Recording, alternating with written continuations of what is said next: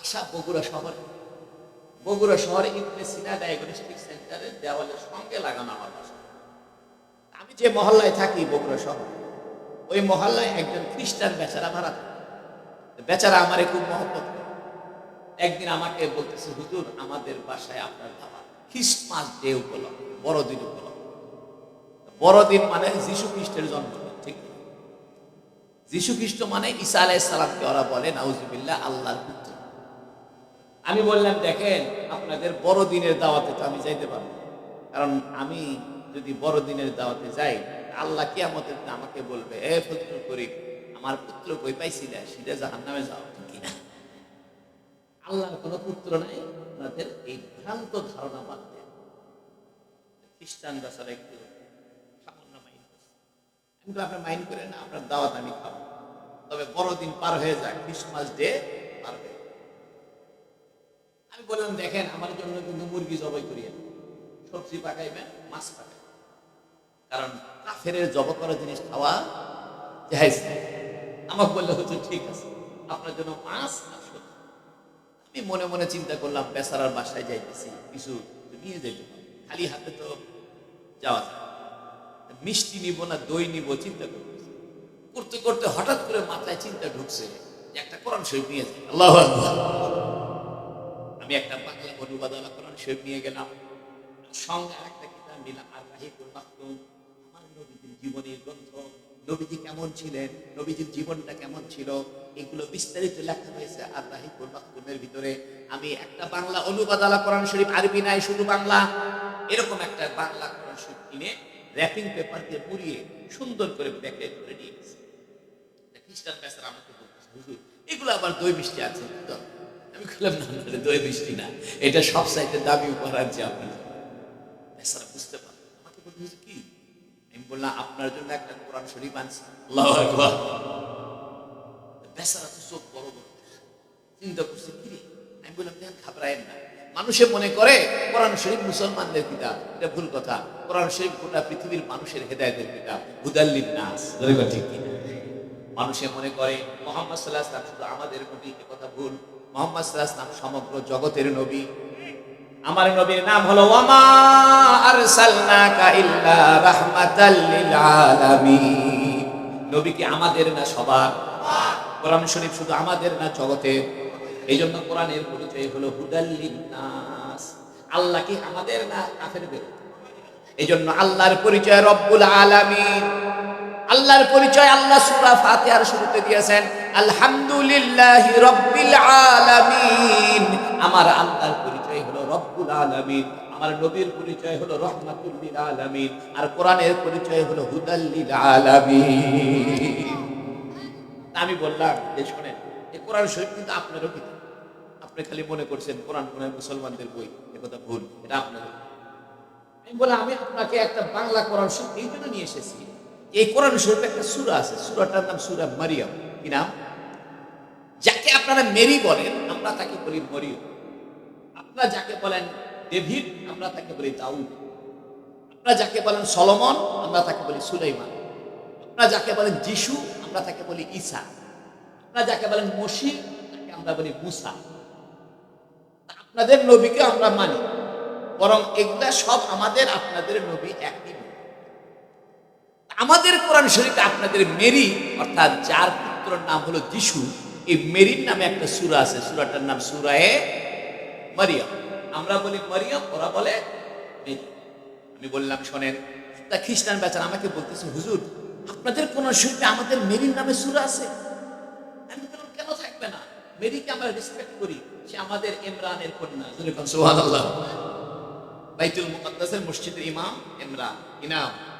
ওই ইমরানের নামে একটা সূরা আছে, আলে ইমরান। এগুলো জানতে হবে। এগুলো এই জন্য বলছি, শুধু ফিজিক্স, কেমিস্ট্রি, বায়োলজি লেখাপড়া করলেন, এ পাস করলেন, বিএ পাস করলেন, ভার্সিটিতে লেখাপড়া করলেন, কোরআনটা জানলেন না, জীবনটা বৃথা। আমার বন্ধু আমার শোনেন, আল্লাহ মহব্বত করে আপনাকে একটা মেসেজ, চিঠি পাঠিয়েছে, একটা ভালোবাসার চিঠি আপনাকে দিয়েছে। আলিফ লাম মিম যালিকাল কিতাবু লা রাইবা ফীহি। আল্লাহু আকবার। আপনার বড় দুঃখ, আপনি কোরআনটা পড়তেই জানলেন না, যারাও বা কোরআন পড়তে জানলেন বাংলাটা বুঝলেন না। আজকে থেকে নিয়ত করেন, রমজান মাস আসতেছে, কোরআনের তর্জমাটা করবেন, কোরআনের তেলাওয়াতটা বৃদ্ধি করবেন, 2-3টা খতম কোরআন শরীফের দিবেন এবং সময় করে কোরআনের বাংলা তর্জমাটা করে নেবেন। ও বন্ধু, কিয়ামতের দিন যদি আল্লাহ জিজ্ঞাসা করে, আমি তোমাকে একটা চিঠি দিয়েছিলাম, আমি তোমার কাছে একটা পত্র দিয়েছিলাম, এই পত্রের নাম ছিল কোরআনুল কারীম, তুমি কি আমার চিঠিটা পড়ে দেখছো? কাল কিয়ামতের ময়দানে আপনি আল্লাহর কাছে কি জবাব দিবেন? আমি সংক্ষেপে শেষ করি। খ্রিস্টান বেচারাকে যখন আমি এটা দিচ্ছি, দেওয়ার পর বললাম, ব্রাদার, ইংরেজিতে বললাম, আর কারণ বেচারা হলো আপনার ফার্মেসিতে লেখাপড়া করেছে, একটা ঔষধ কোম্পানির এরিয়া ম্যানেজার, অনেক টাকা বেতন, ধনী মানুষ। আমি বললাম, brother, this is the holy Quran, in the Quran name of Surah Surah Maryam, read the Quran then you think. আমি সচরাচর ইংরেজি বলি না, কারণ হুজুর মানুষ ইংরেজি বলার মতো কোনো ক্রেডিট নাই, যেরকম ঠিক কিনা। হুজুর মানুষ আরবি বলি, আমি ইচ্ছে করে ইংরেজি বলি, তো বেচারা যেহেতু ইংরেজি শিক্ষিত মানুষ, এই জন্য বললাম, ব্রাদার, এটা একটা পবিত্র Quran, in the Quran name of Surah Surah Maryam, এই কোরআনে একটা সূরা আছে সূরা মারিয়াম, আপনাদের মেরির নামে এই সূরাটা পড়বেন, দেন ইউ ফিডব্যাক মি, এরপরে আপনি আমাকে জানাইবেন কেমন লাগছে। 3-4 দিন পরে আমি তাকে জিজ্ঞেস করলাম, ভাই, আপনাকে যে একটা কোরআন শরীফ দিয়েছিলাম, সূরা মারিয়ামটা পড়তে বলছিলাম, পড়ছেন? আরেকটা, হুজুর, আমার তো সময় হয়। আমি তো এটা একটা কথা, মহব্বত করে একটা জিনিস পড়তে দিছি, পুরা কোরআন শরীফ পড়ার দরকার নাই, খালি সূরা মরিয়মটা পড়বেন, কারণ সূরা মরিয়মের মধ্যে আপনাদের যিশুর জন্ম বৃত্তান্ত আছে। এই সূরাটা পড়তে বলার আরেকটা কারণ আছে, নাজরান থেকে একদল খ্রিস্টান এসেছিল নবীজির কাছে দেখা করতে। নবীজি তখন খ্রিস্টান পণ্ডিতকে সূরা মরিয়ম পড়ে শুনেছিলেন। সুবহানাল্লাহ। খ্রিস্টান পণ্ডিতরা চোখের অশ্রু ছেড়ে দিয়েছিল এবং সূরা মরিয়ম পাঠ করার কারণে মুসলমান হয়ে গিয়েছিল। আমিও মনে মনে নিয়ত করছি, এই বেচারা খ্রিস্টানকে সূরা মরিয়মটা পড়তে বলবো, কারণ খ্রিস্টান পণ্ডিত যারা নাজরান থেকে এসেছিল নবীজির সঙ্গে দেখা করার জন্য মদিনা শরীফে, নবীজি তাদের সামনে সূরা মরিয়ম তেলাওয়াত করে শুনিয়েছিলেন।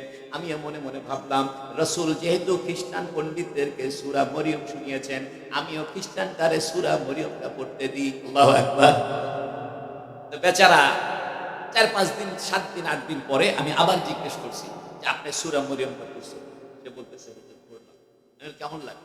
সে বলতেছে, হুজুর, আপনাদের কোরআন শরীফে প্রথমত আমাদের মেরির নামে সূরা, আর এই সূরার মধ্যে আমাদের যীশু খ্রিস্ট আর মেরি সম্পর্কে এত প্রশংসা রয়েছে, এরকম প্রশংসা তো বাইবেলের মধ্যেও নাই।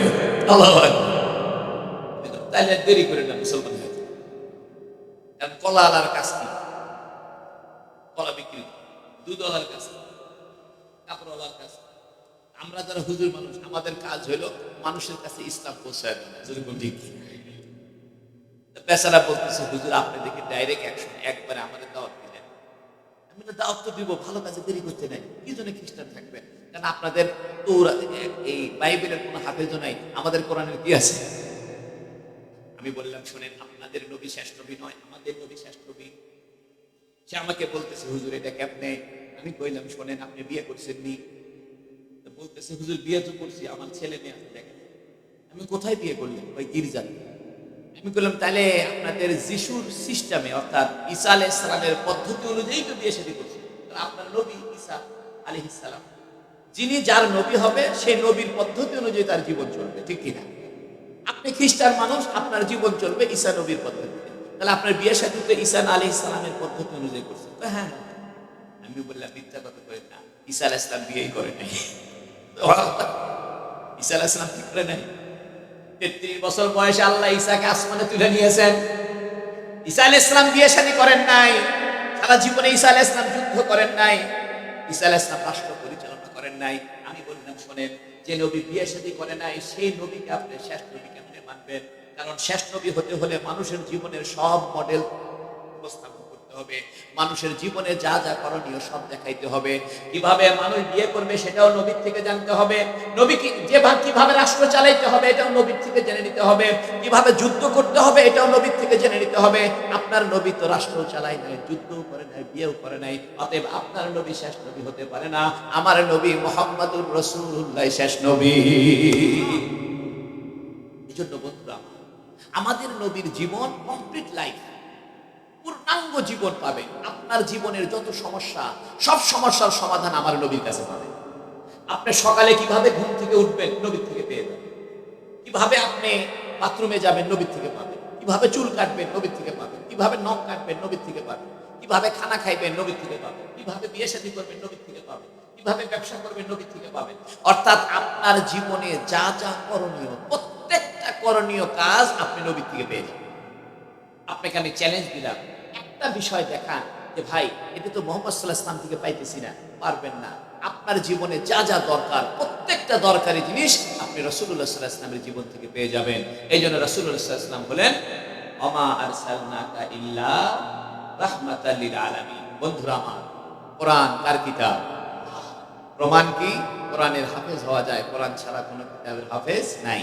আমাদের নবী শেষ নবী। প্রমাণ কি? আমাদের নবীর জীবনে, মানব জীবনের সব সমস্যার সমাধান রয়েছে। চিৎকার করে বলেন আলহামদুলিল্লাহ।